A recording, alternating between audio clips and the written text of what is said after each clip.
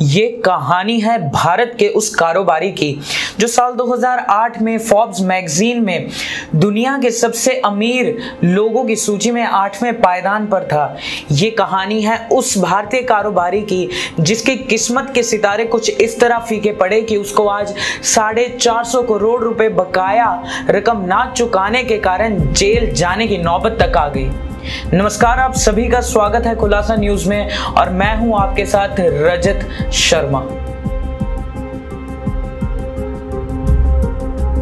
जी हां, हम बात कर रहे हैं देश के सबसे बड़े कारोबारी घराने की, आप कह लीजिए एशिया के सबसे बड़े कारोबारी घराने की, जो कि है अंबानी घराना।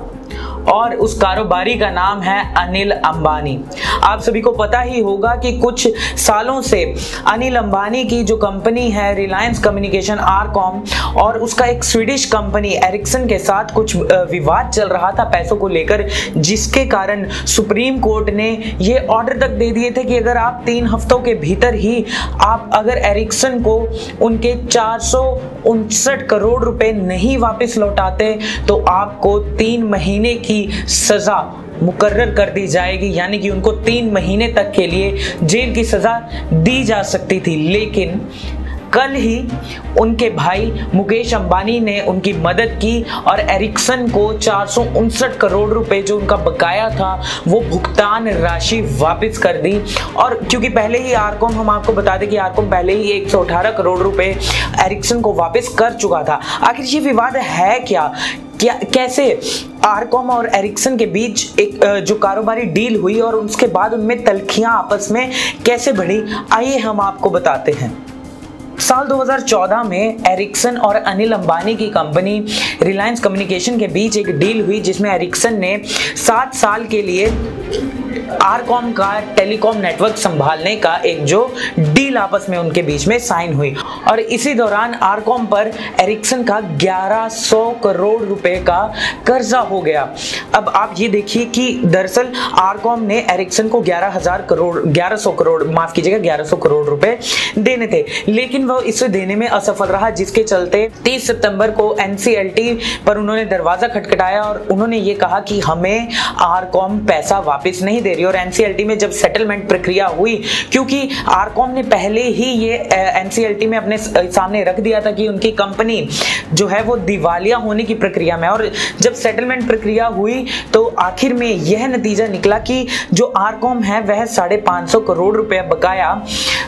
स्वीडिश कंपनी एरिक्सन को देगी। लेकिन और जो समय सीमा तय की गई वो की गई थी दिसंबर 2018। साथ ही कोर्ट ने यह भी आदेश दिया कि अगर वह इस समय सीमा के अंदर भुगतान नहीं करते तो आरकॉम को 12% ब्याज दर के साथ उनको पैसे का भुगतान करना पड़ेगा। लेकिन इसमें भी आरकॉम असफल रहा और इसके बाद सुप्रीम कोर्ट में एकदम धड़ाधड़ जो सुनवाइयां होने लगी आरकॉम और एरिक्सन के मसले को लेकर, और जिसमें एरिक्सन ने ये एक तल्ख टिप्पणी, एरिक्सन को जो प्रेजेंट कर रहे थे वहां पर लॉयर, उन्होंने एक तल्ख टिप्पणी करते हुए आरकॉम और अनिल अंबानी पर निशाना साधते हुए ये कहा था कि साहब आपके पास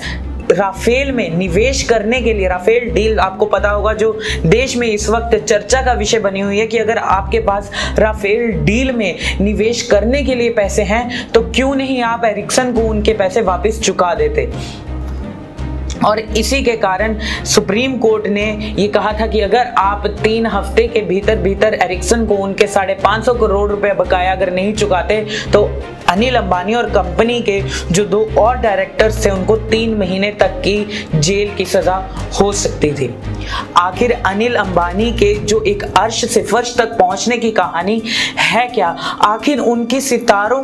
की चमक जो थी वो फीकी कैसे पड़ी है, आइए हम आपको बताते हैं। दरअसल साल 2002 में धीरूभाई अंबानी के निधन के बाद दोनों भाइयों में कारोबारी संपत्तियों का बंटवारा, और विडंबना ये भी रही कि जूनियर अंबानी को टेलीकॉम सेक्टर की जो संपत्ति थी उसे लेने के लिए अपने बड़े भाई मुकेश अंबानी से कानूनी लड़ाई लड़नी पड़ी थी। और ये कानूनी लड़ाई किसी से छिपी नहीं थी, काफी तीखी कानूनी लड़ाई ये लड़ी गई थी। और आखिर इसके बाद दोनों भाइयों के पाले में आया क्या क्या।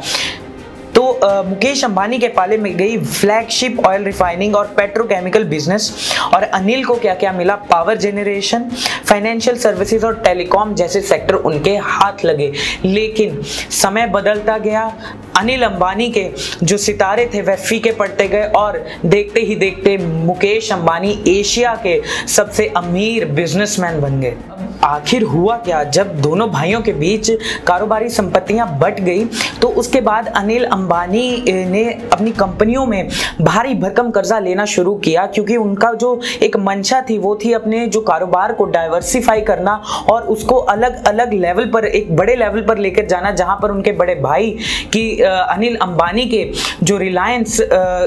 इंडस्ट्रीज की फर्म्स थी उसके स्तर पर उसको लेके जाने की उनकी जो मंशा थी, उसके कारण उन्होंने अलग अलग कंपनियों से उन्होंने कर्जा लेना शुरू कर दिया। लेकिन इसी के बाद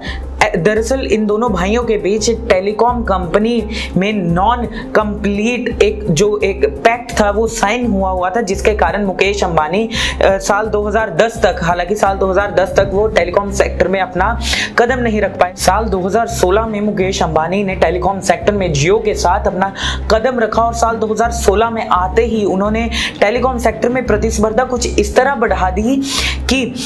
अनिल अंबानी का कर्जा लेना तो जारी रहा ही रहा, लेकिन उनकी जो मार्केट कैपिटलाइजेशन थी वह घटकर सिर्फ 4 अरब करोड़ रुपए रह गई, जहां मुकेश अंबानी की जो रिलायंस इंडस्ट्रीज थी उसका जो एक मार्केट कैपिटलाइजेशन था वो था 98.7 अरब डॉलर। यह नहीं था कि सिर्फ मुकेश अंबानी के टेलीकॉम सेक्टर में उतरने के बाद ही अनिल अंबानी की मुश्किलें शुरू हुई, लेकिन उनकी कुछ जो एक नाकाम डील्स थी जो उनकी दूसरी कंपनियों के साथ, उन्होंने भी उनकी नैया डुबोई है। तो आइए हम आपको बताते हैं वह डील्स दरअसल थी क्या। तो आरकॉम डूबने के पीछे कई नाकाम डील की एक बड़ी वजह रही है। कंपनी की साल 2010 में जीटीएल इंफ्रा से 50,000 करोड़ रुपए की डील खटाई में पड़ गई, लेकिन फिर भी अंबानी ने 3G अंडरसी केबल और नेटवर्क के विस्तार के लिए निवेश जारी रखा।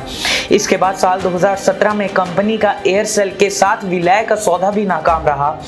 कंपनी की कनाडा की इंफ्रा कंपनी ब्रुकफील्ड के साथ टावर सेल डील भी असफल रही। इसके बाद कंपनी ने 2G और 3G से नेटवर्क से बाहर निकलने की घोषणा कर दी, जिससे उसे 75% लगभग 8 करोड़ से अधिक ग्राहकों से हाथ धोना पड़ा। तो अब हम आपको बता दें कि आरकॉम की जो मुश्किलें हैं वह अभी खत्म नहीं हुई हैं। दरअसल सरकारी टेलीकॉम कंपनी BSNL ने भी 700 करोड़ रुपए का जो बकाया है उसके लिए उन्होंने दावा NCLT में ठोक दिया और वह NCLT में जल्द ही अर्जी लगाएंगे। हम आपको बता दें कि 46,000 करोड़ रुपए के कर्ज के तले पहले ही आरकॉम दबी हुई है और उन्होंने खुद NCLT में दिवालिया घोषित होने की अर्जी लगा रखी है। तो आप देख सकते हैं कि किस तरह ये एक असाधारण कहानी थी किसी कारोबारी की और उसके डूबते हुए कारोबार की, जिसको उसके भाई ने तिनके का सहारा जरूर दिया। अगर आपको हमारी ये वीडियो अच्छी लगी